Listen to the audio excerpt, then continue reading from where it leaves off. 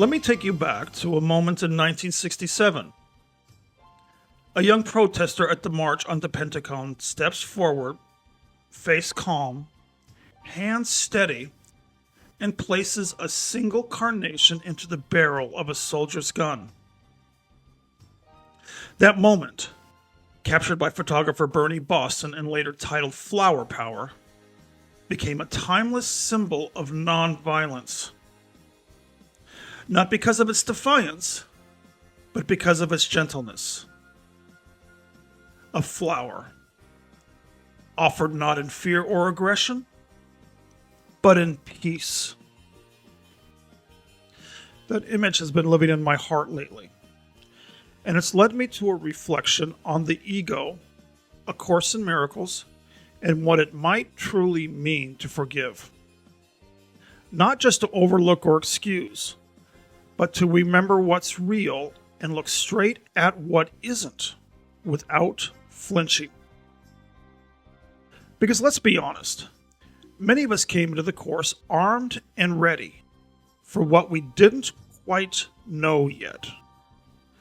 But when we really began to see what the ego was, how it had infiltrated nearly every thought, controlled our choices, and colored our perceptions, our first instinct was to get rid of it, to cast it out. And that's the trap. Because the moment we try to get rid of something, we're making it real. We turn it into our adversary and we declare war on it. And just like that, the ego gets exactly what it wants.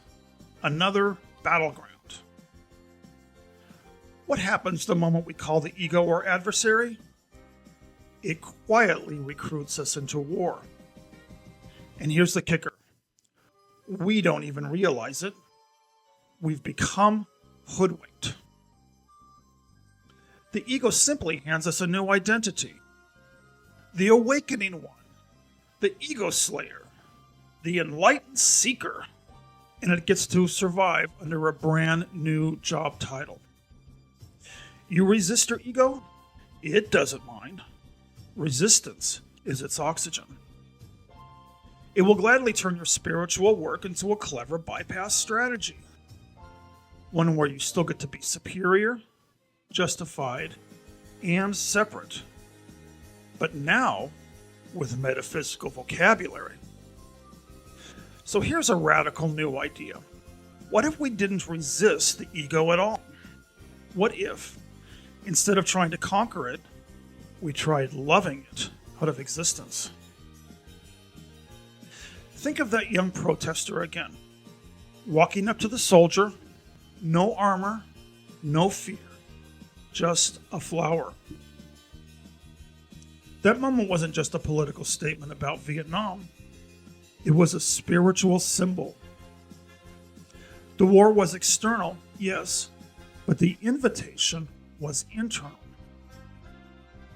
For Course in Miracles students, it's not about tanks and troops. It's about the voice in our head. The one that's been fighting since the day we were born. That's the kind of forgiveness the Course invites us into. Not a fight, not a fix. A gentle, almost impossible act of love offered in the middle of an internal war. Imagine saying to your ego, "Come on in, you're welcome here. Sit right down. Tell me your fears. Show me your wounds. Let me love you until there's nothing left to defend." Listen, you guys, I'm not talking about indulging it, but I am talking about disarming it. Because here's the thing. The ego doesn't know how to exist in the presence of unconditional love. It was made by fear and it survives on judgment and attack. So when you hand it a flower instead of a fight, it doesn't know what to do. And it can't not begin to unravel itself. I think that's what Jesus is really showing us in the Course. That we don't need to battle the ego. All that's being asked of us is to look at it with him calmly, with humility, and without flinching. Because with him beside us, The light is already there. It will do the rest. And when the ego realizes it's not being resisted anymore, something profound happens. It loses its ground. It has no script, no foundation to stand on. The entire scaffolding that was holding it up, our fear, our resistance, our belief, has been removed. And without that structure propping it up, it starts to collapse under its own illusion. So today, if your inner soldier has its rifle raised, if that mad voice in your head is pacing, ranting, or dragging you back into an old grievance, a familiar pattern, or another fear-based loop, try something absurd and unexpected. Put a flower in the barrel of your ego. Love it out of existence. Because planting peace where war was expected just might be the first true step home.